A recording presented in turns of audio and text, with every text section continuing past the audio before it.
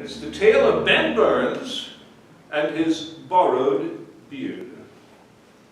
Now, you probably know someone like Ben Burns. And the way you know is, he owes you money. As a matter of fact, he owes everyone you know money. You'll be standing on a street corner, and you see him walking towards you, and you say, "Here comes Ben Burns, he's not getting a penny out of me." But when Ben Burns walked away from you, it wasn't a penny he had, it was a shilling. And it was your shilling. Somehow, he picked your pocket with his tongue. Now, that's not to say you'll never see a shilling again. Oh, you will. But you'll have the sneaking suspicion that he borrowed it from someone else to give it to you. And you'll be right. That was Ben Burns, the borrower. And now, one rainy day, Ben Burns was in a tavern having a bad time of it. For you see, he already owed everyone in the tavern money. How could he drink if he couldn't borrow? Still, he tried his best. 3 pennies for a beer. I'll have it back to you in a fortnight. No one would give him a free. And through the door of the tavern came Simon the Scholar. And now Simon the Scholar was the one man in town who had never loaned Ben Burns money. Being a scholar, you know, he was smart, he could do that sort of thing. But still, Ben Burns did his best. Walked to Simon, my good friend, I'm not your good friend, and I won't loan you money. And then Ben Burns said a fateful thing. "Simon, I swear by my beard you'll have it back in a week." Oh, and that was a cruel thing to say. Because Simon the Scholar was the one man in town who couldn't grow a beard. He had tried manfully to grow a beard. Just got a few little dark spots on his face. Some of the women in town could grow better beards. Not the best looking ones, I have to acknowledge, but they could. And so at the mention of Simon the Scholar and beards in the same sentence, a great many people laughed. It was cruel, but they did. But as the laughter died down, Simon the Scholar, he reached into his purse, and he took out not the 3 pennies that Ben Burns had asked for, but 5 whole pounds. Gold! 5 pounds gold! Oh, no one had seen so much money. How does a scholar get that rich? And he held it in his hand and said to Ben Burns, "Ben Burns, you have sworn by your beard I should have it back in a week. And Ben Burns, I will loan you the 5 pounds if you swear by your beard." And Ben Burns had never seen so much money in his life, particularly held out to him and said, "Yes, I swear by my beard. This one right here. Yes." And into his hand, Simon the Scholar put the coins. "Drinks for the house, boys," he said. And Simon the Scholar walked out with every man thinking him a fool, but with a smile on his face. Well, a week later, do you think Ben Burns was just standing there waiting? No.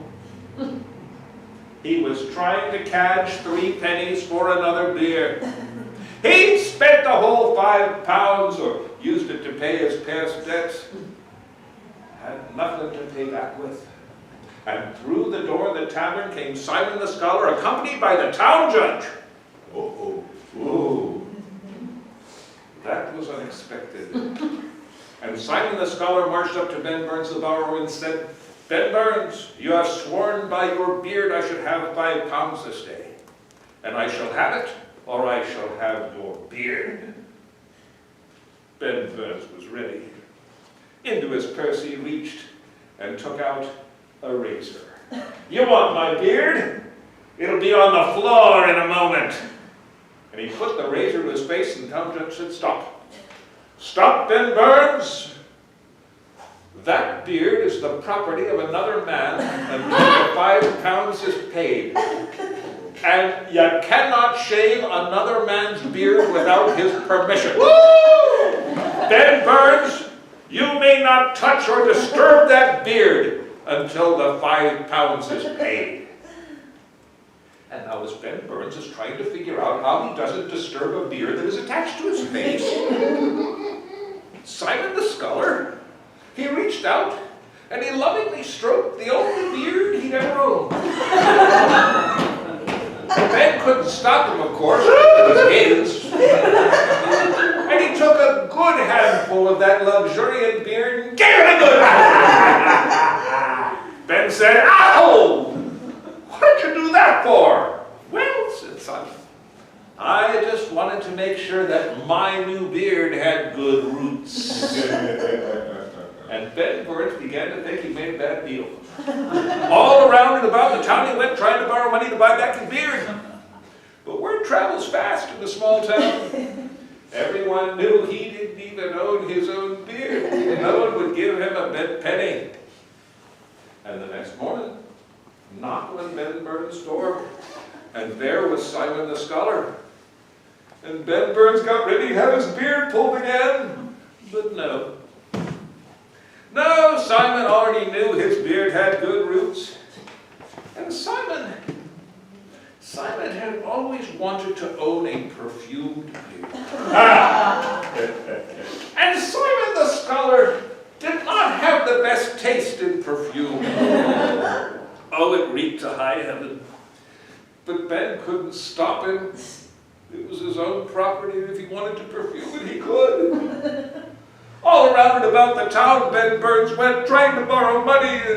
No one could get close enough to him to give him any. Not that they would have, but the reek of that beard. And it was the very next day that Simon the Sculler decided he would like to own a pink perfumed beard. And no matter how inadvisable it seems, there is nothing you can do to stop a man from dyeing his own beard pink if he has a mind to. And so pink that beard was. This caused Ben Burns to make a drastic decision that he had never before taken in his life. Ben Burns went out to find a job. Oh my God. All around and about the town he went, but there are very few jobs available for a man with a pink perfumed beard. The only one in town who would hire him was Carl the cobbler, who hired Ben Burns the borrower to sew the soles of shoes. And Carl the cobbler said, "Ben Burns, you shall sew for me the soles of shoes, and I shall pay you fairly, on one condition." "Name it," says Ben. "I'll do anything." "Ben Burns, every day you shall get just enough for your meat and drink, and all the rest must go to pay those you owe." "Yes," said Ben, "exactly what I had in mind. I want to pay my debts. Let's start with Simon the Scholar." "No," said Carl the cobbler. "Simon the Scholar gets paid last." Word got around, and the next morning, while the line went halfway down the town, you would have thought Carl the cobbler was giving away free golden shoes, but no, it was the line of everyone who Ben Burns owed money. And Carl the cobbler taking notes as to who got paid and in what order. Day after day, week after week, month after month, Ben Burns sewed the soles of shoes, with his beard getting longer and longer and still pink at the ends. Until finally, after a year and a day of good, honest work, to the shop of Carl the cobbler came Simon the Scholar, accompanied by the town judge. And Simon held out his hand, and into it Ben Burns put 5 whole pounds. And the town judge said, "The debt being paid, Ben Burns, your beard is now your own again." This was the moment Ben Burns had been waiting for a year and a day. Out of his purse he took a razor and gloriously shaved on the spot. And now in our town, there are 2 men who don't have beards. One of them is Ben Burns, who does not wish to look in his morning mirror and be reminded of how he learned to pay his debts. The other one is, of course, Simon the Scholar, who could have never grown one anyway. But if you do ask him about beards, he'll tell you. He had one once, but it was too much trouble.